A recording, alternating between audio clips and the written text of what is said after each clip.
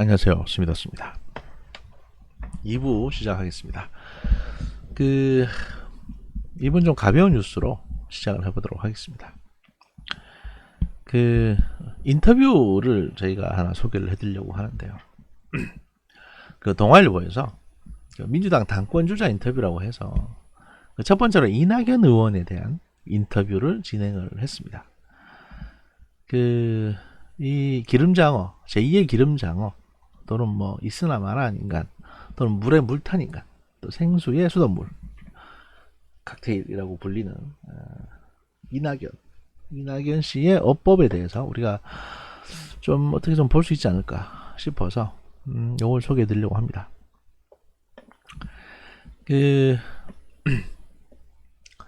일단 이제 보도 취지에 대해서 설명을 해드리면 176석의 거함인 더불어민주당을 이끌 수장을 뽑는 8.29 전당대회가 20여일 앞으로 다가왔다. 당대표 선거에 출마한 이낙연 의원, 김부겸 전 의원, 박주민 의원, 또 이제 전국을 누비며 표심 잡기에 나섰다. 동아일보는 새 후보의 포부와 계획 등을 순차적으로 들을 예정이다.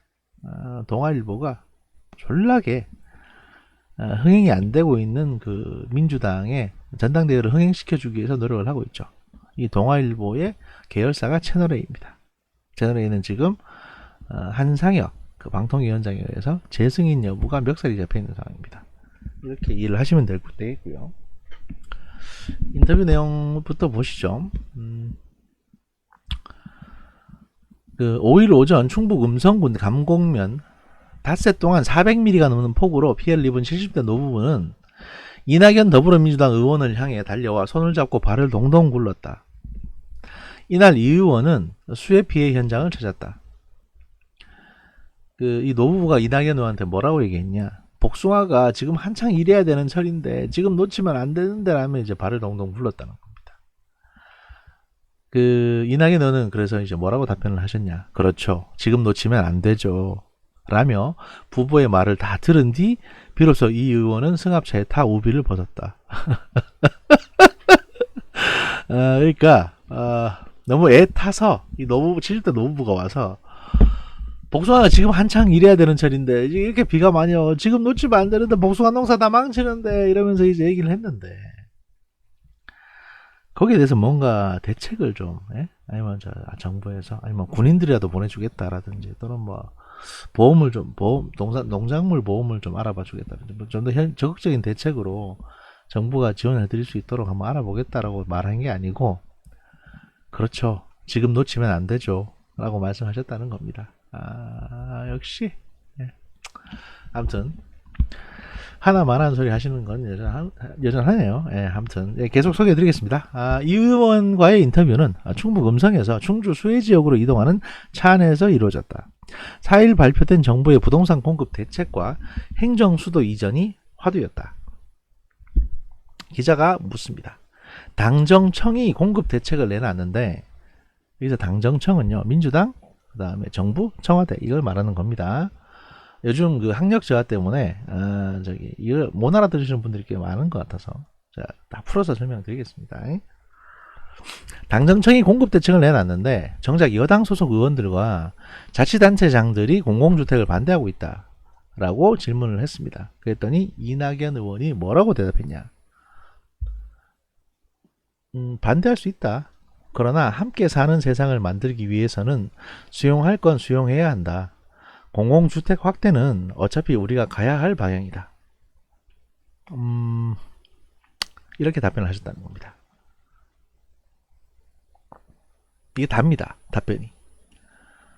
그러니까 정부에서 공급 대책을 내놨는데 청와대하고 민주당까지 다 합동으로 내놨는데 정청래 같은 사람이나 또는 어디냐 저기 뭐 어디야 하여튼 그쪽 구청장 강북 어느 구청장 이런 분들은 아니 왜 하필이면 우리 지역에 임대 아파트를 늘리려고 하냐? 그러면 우리 지역의 임대 아파트를 확대해서 공급을 하게 되면 우리 지역구 사람들이 살고 있는 아파트 집값 떨어진다. 그러면 내가 잘리는 거 아니냐?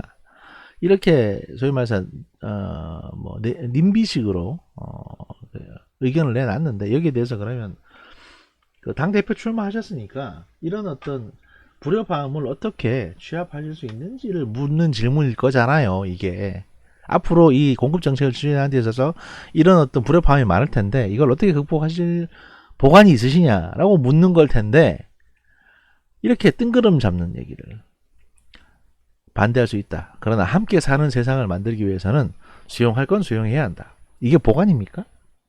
하나만 한 소리 아니에요 이거. 아우 벌써부터 짜증이 나기 시작하네. 일단 계속 읽어드리겠습니다. 다시 그래서 기자가 질문을 합니다. 최근 민주당이 어딘지 모르게 뒤뚱거린다고 지적을 하셨는데 이낙연 씨가 이전에 그런 말을 한 적이 있습니다. 정확히 무슨 뜻인가? 라고 이제 이 말의 의미를 뒤뚱거린다는 게 도대체 무슨 뜻인가? 라고 이제 물었습니다. 그랬더니 뭐라고 답변을 하셨냐? 지금 우리 민주당에 속한 사람들의 언동이 상처받은 국민의 마음을 헤아리지 못한 것 같은 느낌을 줄 때가 있다. 그런 게 뒤뚱거리는 것이다.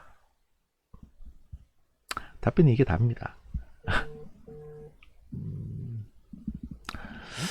본인의 아니 이거 넘어가겠습니다. 갑자기 욕이 나오려고 그러는데 제가 가급적이면 이제 방송에서 상용을 안 하려고 하기 때문에 일단 이게 넘어가고요. 이 양반 넘어가겠습니다.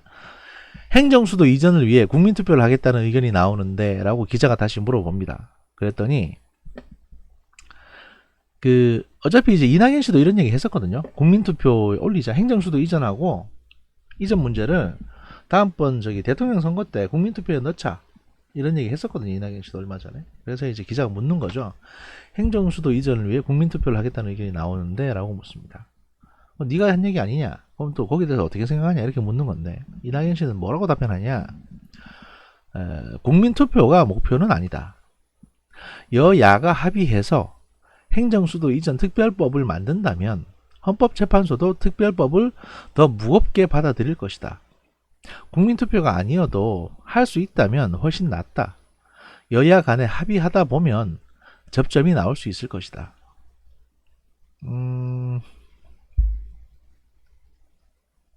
이게 무슨 말이죠?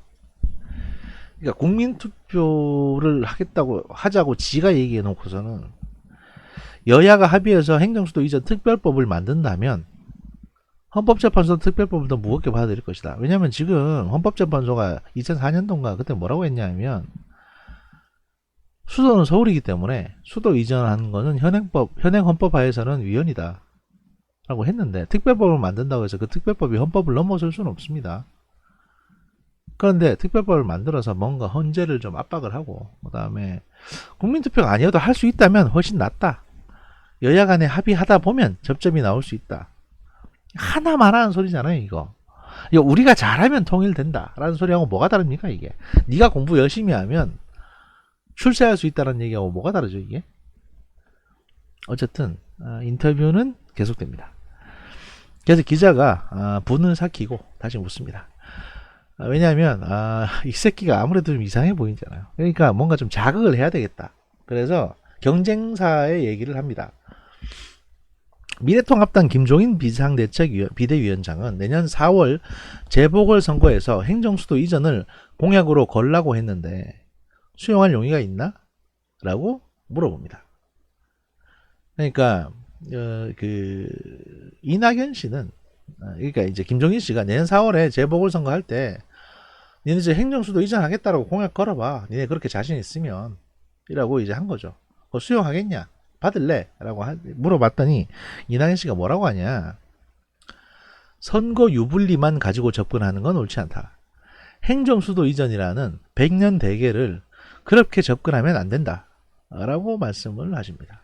그런데 정작 지는 2022년 대통령 선거에 행정수도 이전도 같이 국민투표에 붙이자라고 얘기했던 인간이 이낙연이었거든요. 그래서 기자가 이쯤 되면 짜증이 됩니다. 왜냐하면 자기가 준비했던 핵심 질문들을 갖다가 한 4개를 던졌는데 다 한 줄씩 답변을 해요. 그것도 내용도 없어요 그냥. 왜냐면 이 답변들을 어디 갖다 붙여도 다 통할 수 있을 정도로 의미 없는 답변을 하기 때문에 기자가 빡칠만 하거든요 이렇게 되면. 그래서 아주 간단하게 물어봅니다. 짜증이 나니까 자기도. 내년 4월 재보선에 대한 구상이 있나? 근데 뭐 어떻게 하려고? 야, 네가 이런 식으로 지금 물에 물 탄 듯 답변을 하시는데 내년 4월 재보선 그러니까 서울시장 선거하고 부산시장 선거하고 이런 거 어떻게 하시려고요? 어떻게 이런 거 뭐 하시겠어요? 이렇게 물어보는 겁니다. 그랬더니 이낙연 씨가 좀 길게 얘기합니다. 자기도 눈치가 보이죠? 너무 짧게만 답변하니까 기자가 눈에서 불길이 이글이글 하니까 조금 더 길게 두 줄로 답변하십니다. 뭐라고 하냐? 평소에 공부를 잘해야 시험도 잘 본다. 그 평소 공부가 전당대회 직후부터 연말까지의 국회가 될 것이다. 그때 얼마나 신뢰를 얻느냐가 재보궐선거 승부에 가장 큰 영향을 미칠 것이다. 물론 후보를 낸다면이라는 전제 아래 하는 말이다. 라고 이것도 우리가 후보를 낼 경우에 재보선에 어떻게 라는 전제식으로 이제 조심스럽게 말씀을 하십니다. 계속 답답합니다. 답답한데. 그래서 이 의원은 당대표가 되더라도 2022년 대선에 출마하려면 당 대선 후보 선출 규정에 따라 내년 3월 대표직을 내려놓아야 한다. 경쟁자인 김부겸 전 의원은 7개월짜리 대표를 안 된다라고 주장하고 있다. 이에 이낙연 의원은 정기국회 4개월이 중요하다며 임기 초반에 승부를 걸겠다고 강조하고 있다. 그래서 이제 그게 배경이 된 질문을 합니다. 그게 바탕이 된. 모든 일은 국회를 무대로 벌어진다는 발언이 원외인 이제 김부겸 전 의원을 겨냥한 것 아니냐는 해석도 있는데 거기에 대해서는 어떻게 생각하시냐. 그러니까 이게 뭔 얘기냐면 야 김부겸 니는 국회의원 선거도 떨어졌잖아. 근데 네가 뭔 당대표를 내. 너 국회 안에 들어올 수도 있냐? 못하잖아. 모든 일은 국회를 무대로 벌어지는 거야. 라고. 국회의원 선거 떨어진 놈이 무슨 이런 얘기를 이런 식으로 비아냥거리는 거 아니냐라고 이제 기자가 물어보는 겁니다. 거기에 대해서 이낙연 의원이 뭐라고 답변하냐. 일부러 그런 의도로 한 게 아니고 그게 사실이죠. 전당대회 끝나면 정기국회가 바로 시작인데 점점점. 그러니까 일부러 그런 의도로 한 게 아니고 그게 사실이죠. 그랬다는 거죠. 그러니까 김부겸은 국회의원도 아닌데 뭔 당대표를 나오려고 그래 라고 디스를 했다는 건데 그거조차도 일부러 그런 의도로 한 게 아니에요. 진짜 이낙연 같은 사람이 주변에 있으면요 누구나 폭력 전과자가 될 수 있습니다. 저 같아도 졸라 뚜루고 패고 싶거든요 지금. 어쨌든 기자가 분심을 감추고 다시 물어봅니다. 올해 하반기 정기국회가 그렇게 중요한 국회입니까? 라고. 그랬더니 이낙연 씨가 얘기합니다. 그 넉 달 동안 문재인 정부의 성공적인 마무리가 가능할지 판가름 난다. 지 맘대로 막 결정을 하네요 이제. 정기국회 기간 동안 경제를 어떻게 활성화할 것인지 동시에 사회 안전망을 어떻게 더 탄탄하게 할 것인지 결정해야 한다. 과연 올해 하반기 정기국회가 이게 가능할까요? 지금도 사실은 176석 가지고 있다고 지들 마음대로 하는데 하반기 정기국회에서 뭐 하는지 아십니까? 9월달에 대정부 질문, 그 다음에 국정감사 이런 것들이 있습니다. 그러면 9월달, 10월달은 국정감사하고 대정부 질문 때문에 사실은 모든 국회가 문제점을 찝어내는 그리고 이제 의원들이 이제 기사 좀 이게 언론에 이제 기사거리 제공해주고 자기가 유명해지고 이거에 혈안이 되어 있는 국회이기 때문에 문재인 정부의 성공을 위해서 뭔가 일할 수 있는 국회는 아닙니다. 그리고 11월달 넘어가면 내년도 예산심사해야 되기 때문에 그럴 시간도 없어요. 결국에는 올해 하반기 4개월 동안 그냥 유야무야 허송세월 하다 보낼 가능성이 높습니다.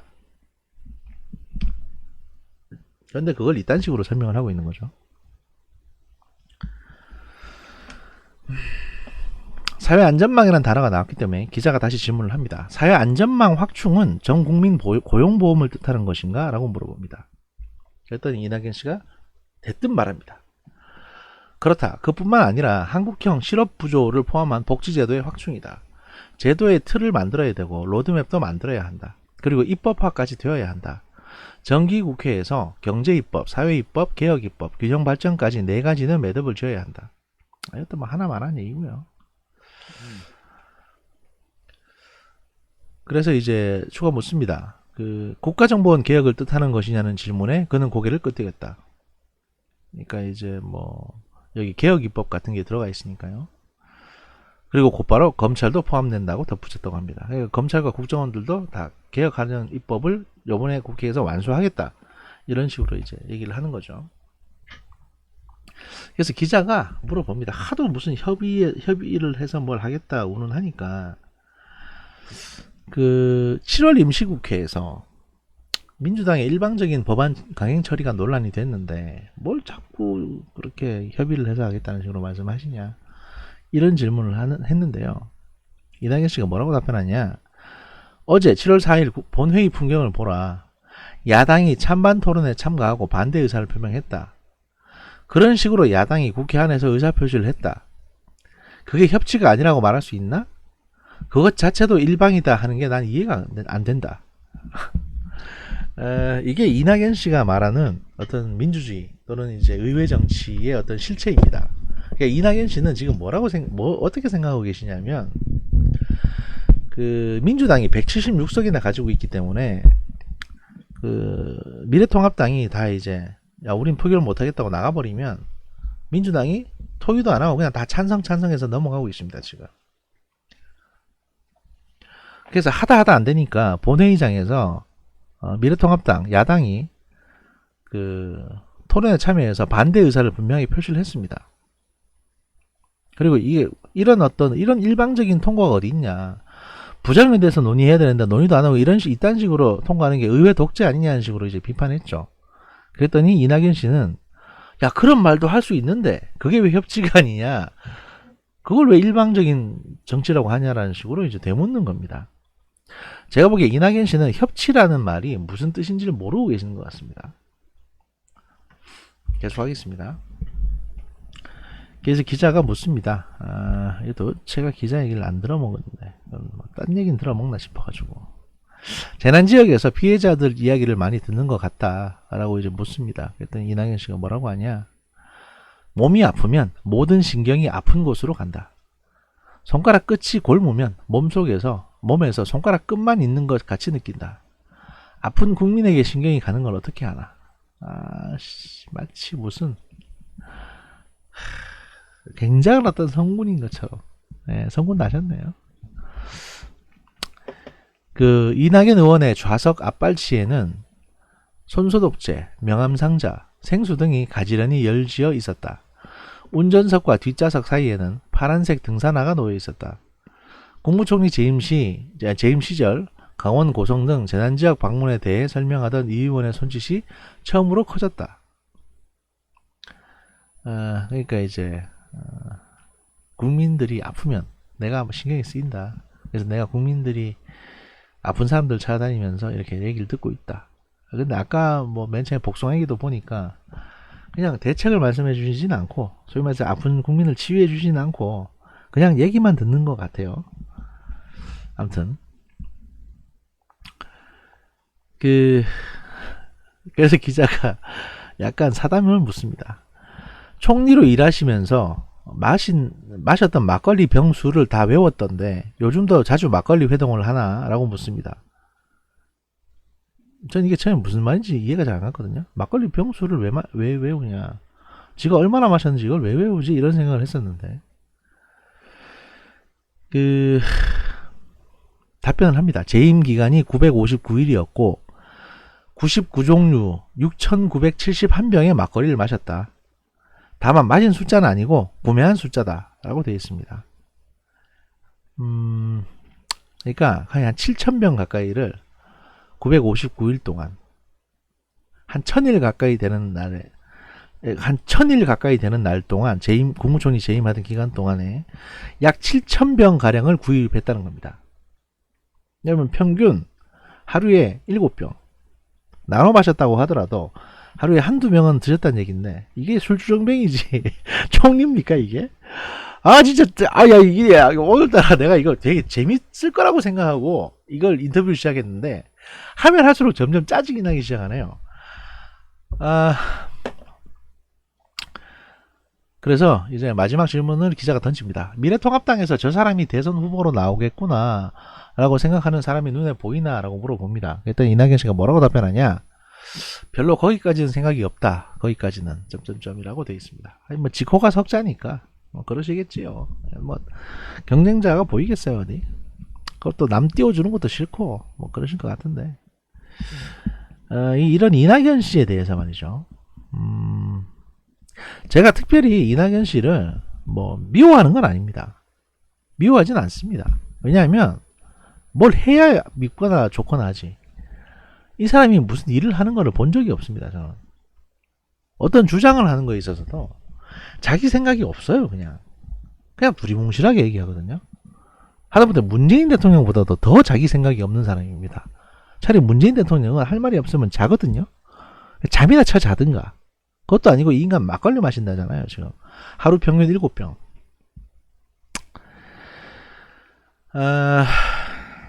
이 양반이 만약에 대통령이 되게 되면 문재인 정부 버전 2다 라고 생각을 합니다. 그러니까 바지 사장 하나 더 들어오는 거죠. 저는 이낙연 씨가 반드시 낙선하시기를 바랍니다.